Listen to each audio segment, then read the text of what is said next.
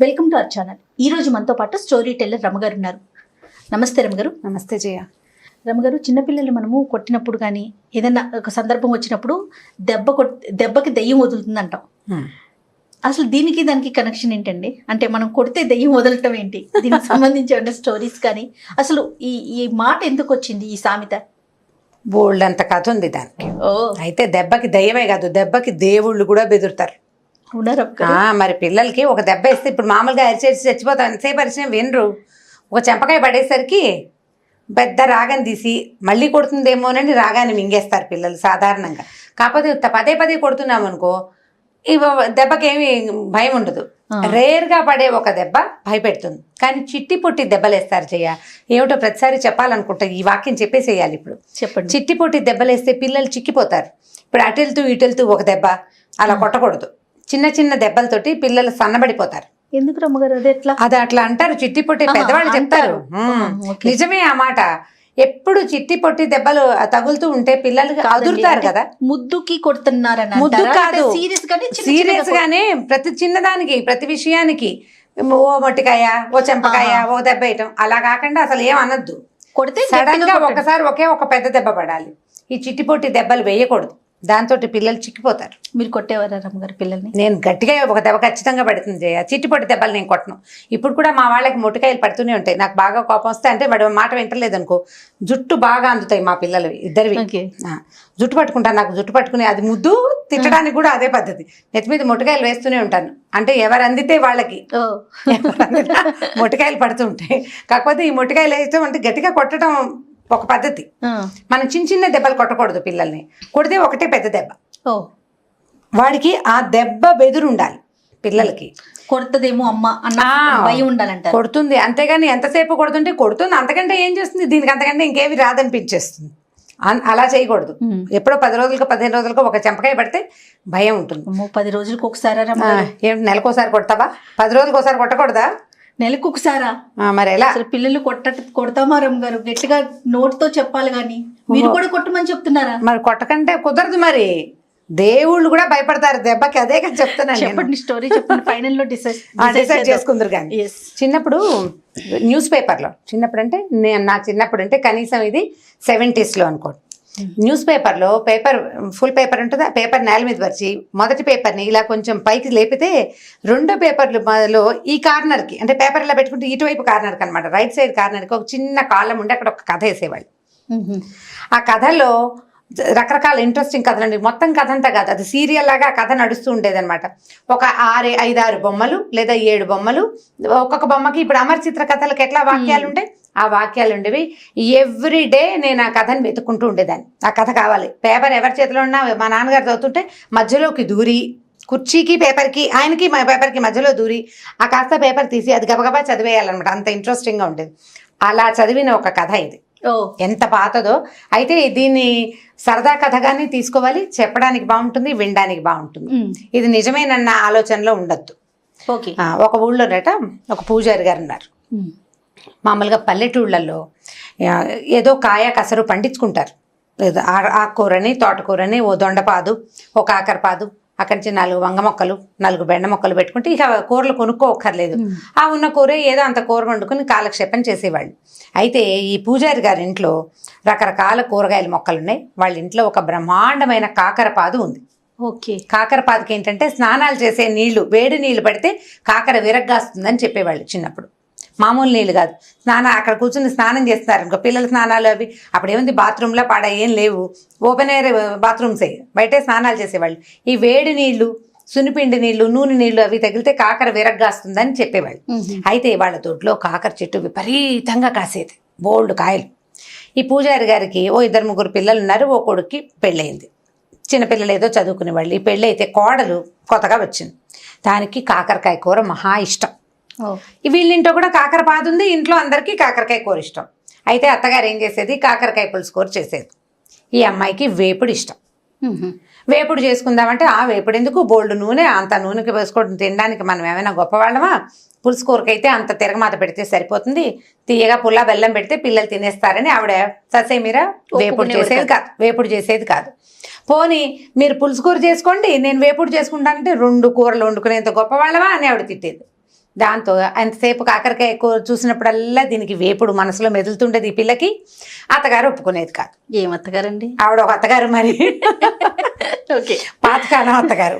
అక్కడి నుంచి ఏమైంది, కొన్ని రోజులు ఇలా గడిచాక ఓ రోజు ఏదో కూరండు తిన్నారు.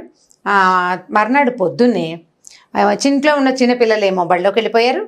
అత్తగారికి పక్క ఊరు నుంచి కబురు వచ్చింది, వాళ్ళ అక్కయ్య కూతురు కానీ ఎందుకు సిద్ధంగా ఉంది, కాస్త తోడు రావాలి అని అడిగారు. అడిగేసరికల్లా మామగారు అన్నాడు, నువ్వు అబ్బాయి వెళ్ళండి అని చెప్పారు. చెప్పేసరికల్లా ఆ మామగారేమో ఆయన ఏదో పౌరోహిత్యం చేసుకోవడానికి ఊరి మీదకి వెళ్ళిపోయాడు. భర్త అత్తగారు ఇద్దరు కలిసి పక్క ఊరు పురుడు పోయటానికి వెళ్ళిపోయారు. ఈ పిల్ల ఒక్కతే ఉంది. సరే ఆవిడ ఏమంది, పొద్దున ఏదో వండాను కదా వంట, అన్నం తినేసేయి, ఆ పశువుల దగ్గర బాగు చేయి, ఏవో 10 రకాల పనులు, మామూలుగా ఇంట్లో ఉండే ఆడపిల్లలకు అప్పచెప్పే 10 రకాల పనులు అప్పచెప్పింది. మధ్యాహ్నం అయ్యేసరికి పురుడెళ్ళగానే నేను వచ్చేస్తాను, సాయంకాలం ఆవు పాలు తీయాలి, ఈ కథ ఏదో చెప్పి వెళ్ళిపోయింది. ఈ పిల్ల ఏం చేసింది, 4 పనులు సవరించుకున్నాక అన్నం పెట్టుకుందామని అనుకుంది. ఆకలిస్తుంది, అన్నం తిందామని. అప్పుడు దానికి తట్టింది, ఎవరు లేరు, ఎంచక్కా 2 కాకరకాయలు కోసుకుని వేయించుకుంటే బాగుంటుందని చూసింది. చెట్టు మీద చూస్తే ఓల్డ్ సేపు వెతికితే కానీ కాయలు కనపడలా. ముందు రోజు కోసేసుకున్నారు, పక్కింటి వాళ్ళకి వీళ్ళకి పనిచేసి ఉంటారు. అక్కడి నుంచి ఒక లోపలగా మూలకి ఒక 4 అంటే 4 నవనవలాడుతున్న లేత కాకరకాయలు కనపడ్డాయి. అమ్మయ్య దొరికినాయిరా నాయన అని ఆ 4 కాకరకాయలు కోసుకొచ్చి ఏం చేసింది, అంత నూనెసి కాస్త చకచకా వేయించుకుంది. కానీ ఏమనుకుంది, ఇక్కడే కూర్చుని తాపీగా తింటూ కూర్చుంటే అత్తగారు వచ్చేస్తే పట్టుబడిపోతాము, నీళ్ళకెళ్ళి తింటే సరిపోతుంది. నీళ్ళకెళ్ళాలంటే చెరువుకి బిందు బుచ్చుకు వెళ్ళాలి, ఒక అరగంట 30 గంట పడుతుంది. ఆ లోపల అత్తారు తిరిగి వచ్చేసినా ఆవిడ కనపడకుండా ఉంటుందని ఏం చేసింది, ఈ కాకరకాయ వేపుడిని చిన్న గిన్నెలో వేసుకుని గిన్నె తోమేసింది. అక్కడి నుంచి ఆ పొద్దున అత్తగారు చేసిన పులుసో కూర ఏదో ఉందిగా, అది వేసుకుని అన్నం తినేసింది. ఇది ఎక్స్ట్రా తినడానికి బౌల్లో వేసుకుంది అనమాట, స్నాక్ వేసుకుని ఏం చేసింది, బిందులో పెట్టుకుని చెరువు గట్టుకు బయలుదేరింది. అన్నం తినేసింది, దొడ్డి తలుపు వాకిలి తలుపు వేసేసింది, గేట్ వేసుకుని వెళ్ళిపోయింది. ఈ వెళుతూ ఉంటే ఏమనుకుంది, చెరువు గట్టు మీదకి వెళ్తే చాలా మంది కనపడుతున్నారు. చెరువు గట్టు మీద అక్కడ కూర్చుని కాకరకాయ కూర ఓపెన్ చేస్తే దాంట్లో ఇంగు వేసింది, జీలకర్ర వేసింది. అదేమో మూత తీసేసరికల్లా వాసన వస్తుంది కదా, వేపుడు గుమగుమలాడుతూ వాసన రాదు, వాసన వస్తుంది. ఎవరైనా ఓకేనా అర్థమవుతుంది. రెండోది నేను తింటున్నట్టు చూస్తారు.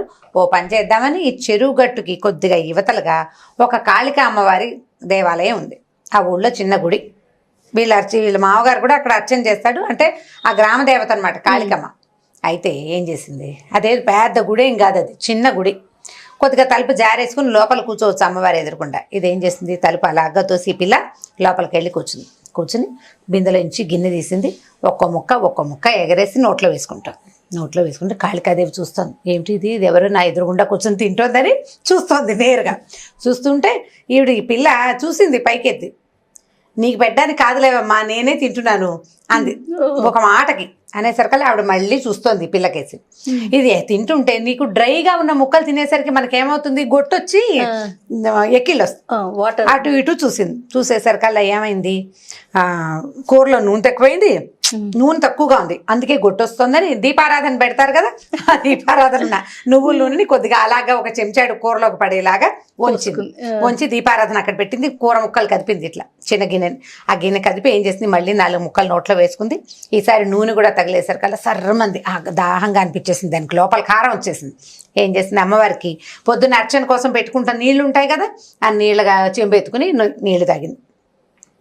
ఆవిడ అదే పనిగా చూస్తూ పోస్తుంది, ఇందుంపదేగా గుళ్ళోకి వచ్చి ఎంగిలి వండిన పదార్థం పోనీ నాకు నైవేద్యం అన్నా కాదు, తినేస్తూ నా దీపారాధనలో నూనె పోసుకుంది, నా నీళ్ళే తాగేస్తోంది, గుడంతా ఎంగిలి చేస్తుంది నా అని ఇలా ముక్కు మీద వేలేసుకుంది అమ్మవారు కాళికాదేవి. ఈ పిల్ల తినేసింది, దానికి తిండి గోలే కానీ ఈ అమ్మవారి గోల లేదు. తినేసి కబకబా లేచి బయటకు వెళ్ళిపోయింది, తలుపు దగ్గరగా వేసి. అమ్మవారిని అది చూడలేదు, ఆ పిల్ల చూసుకోవాలి, ఆ కోడలు వెళ్ళిపోయింది. చెరువులోకి వెళ్ళింది, కామ్గా ఈ గిన్నె గడిగేసేసింది, మూత తుడుచుకుంది. కాసిన మా చెరువు నీళ్ళు గుక్కడి దాగి ఓ బిందె నీళ్లు ముంచుకుని లాలా అని పాట పాడుకుంటూ ఇంటికి చేరిపోయింది. చేరిన తర్వాత ఏమైంది, మీది మధ్యాహ్నం కదా, 12 గంటలకో 11:30కో సాయంకాలం అయింది. సాయంకాలం దీపారాధన చేయడానికి అర్చకుడు గుళ్ళోకి వెళ్ళేసరికల్లా అమ్మవారి ఇట్లా ముక్కు మీద వేలేసుకుని కనపడుతుంది. అయ్యో రామా, కాళికాదేవి ముక్కు మీద వేలేసుకుంది, ఏదో అపరాధం జరిగింది ఊళ్ళో అని గోల మొదలైంది. వీళ్ళింటి దాకా రాలేదు, ఊరంతా తెలిసింది.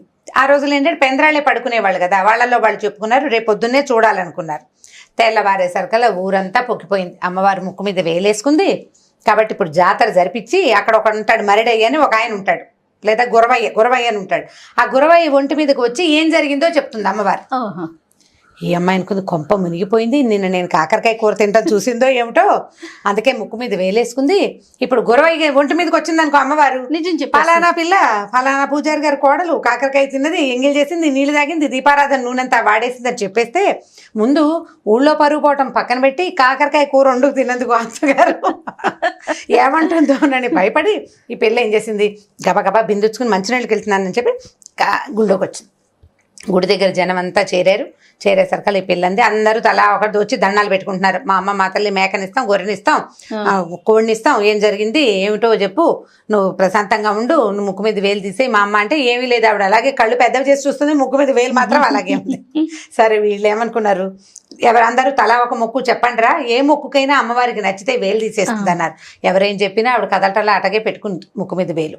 ఈ అమ్మాయి ఏం చేస్తుంది, నేను కూడా చెప్తా అంటే వీళ్ళు ఏమనుకున్నారు, బ్రాహ్మర్లు పూజారి గారి కోడలు బాగా మాటకారి చక్కగా చురుగ్గా ఉంటుంది, ఇదేదో చెప్తుందంటే మీరందరూ బయటికి వెళ్ళిపోండి, నేను అమ్మవారితో మాట్లాడతానంది. వెళ్ళి నుంచుంది ఎదురుకుండా. ఏమమ్మా, నేను కాకరకాయ కూర తింటే మాత్రం నువ్వు ముక్కు మీద వేలేసుకుంటావా? ఇప్పుడు వాడు ఎవడికో ఒంటి మీదకి వచ్చి చెబితే మా అత్త నన్ను బతకనిస్తుందా? నీ సొమ్మేం పోయింది? నువ్వు హాయిగానే ఉన్నావు, అత్తలేదు, ఆడపడిచిపోరలేదు, నీకు అత్తగారు ఉంటే తెలిసేది. తీ ముక్కు మీద వేలంది, ముక్కు మీద వేలు తీసేయి. ఇప్పుడు నువ్వు చెప్పావో గురవై ఒంటి మీదకి వచ్చి నువ్వు చెప్పావా నేను చచ్చానే, మా అత్తగారు నన్ను బతకనివ్వదు, నీకు అత్త లేదు, ఆడపడుచు లేదు, నీకు ఎలా తెలుస్తుంది నా నొప్పి? నీకు కూడా ఒక కూర అంటే ఇష్టమయ్యి వాళ్ళు వండుకొని ఇవ్వకుండా చేస్తే అప్పుడు కదా నీకు తెలిసేది నొప్పి.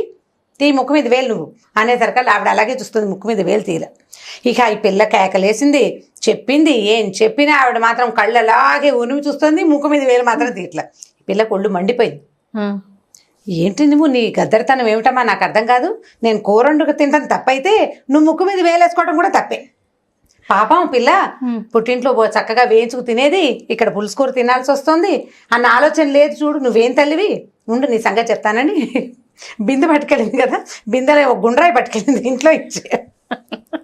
ఆ గుండ్రాయి ఇచ్చింది, వేలు తీస్తావా ముక్కు పచ్చడి చేయమన్నావా టీ ముందు అనగానే ఆవిడేమనుకుంది, దిందు పదక ఇది అంత పని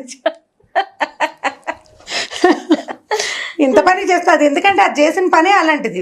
పైగా ఇందరు మనుషులుంటే వాళ్ళందరినీ బయట నుంచోబెట్టి ఇలా పోట్లాడుతుందంటే ఇది ఆ పనైనా చేస్తుందని ముక్కు మీద వేలు తీసేసింది కామ్గా ఆవిడ.